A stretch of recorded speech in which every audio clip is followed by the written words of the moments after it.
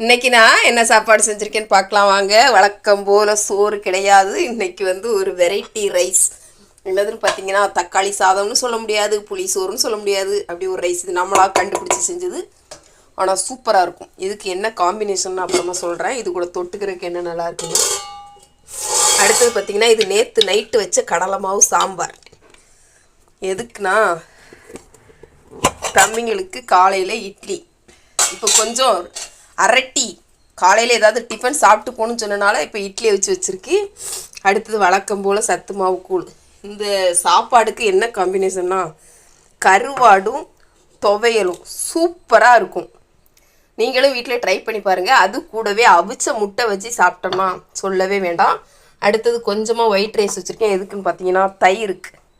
இன்றைக்கி நம்ம வீட்டில் தான் சாப்பாடு. அப்புறமா தம்பிங்களுக்கு ஆரஞ்சு ஜூஸ். வீடியோ பிடிச்சா லைக்